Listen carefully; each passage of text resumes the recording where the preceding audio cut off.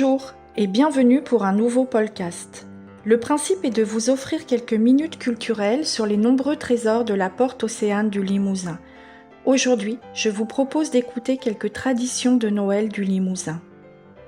Certains d'entre vous se rappellent sûrement du rituel de la bûche de Noël.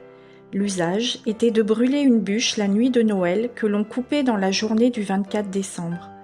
Comme elle devait se consumer plusieurs jours, on la coupait de grandes dimensions. L'essence était choisie en fonction de sa valeur, soit pour porter bonheur ou pour obtenir une grande récolte de fruits, par exemple. Elle était mise dans la cheminée au moment du départ à la messe de minuit et devait brûler tout doucement pendant la nuit.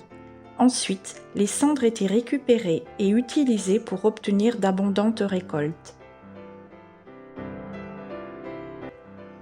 Avant de se coucher, les enfants déposaient leurs sabots devant la cheminée dans l'espoir d'y trouver le lendemain matin quelques surprises.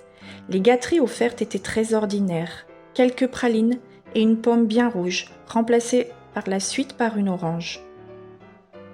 L'image du Père Noël est apparue tard et dans les campagnes limousines, c'est le vieux Aubissac qui portait les cadeaux. Le jour de Noël, un repas un peu plus riche que d'ordinaire était préparé. On servait du bœuf bouilli et un potage au vermicelle. Il y avait aussi des charcuteries et dans les familles les plus aisées, une volaille rôtie était servie.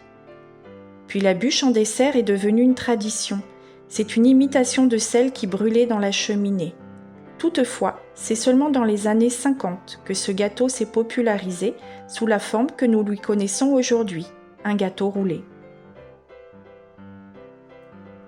D'autres traditions ont aussi été mises en place le premier jour de l'année.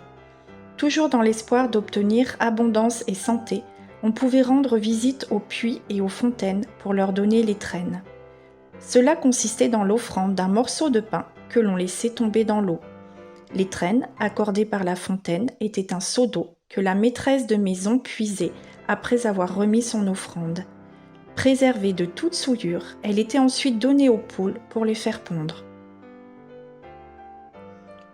Un gâteau des rois était souvent préparé le jour de l'épiphanie et on y plaçait un haricot, une fève en occitan.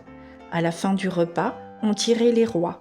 Le plus jeune de la famille désignait à qui revenait la part et celui qui trouvait la fève était déclaré roi ou reine. Je vous remercie pour votre écoute et vous souhaite de très belles fêtes de fin d'année.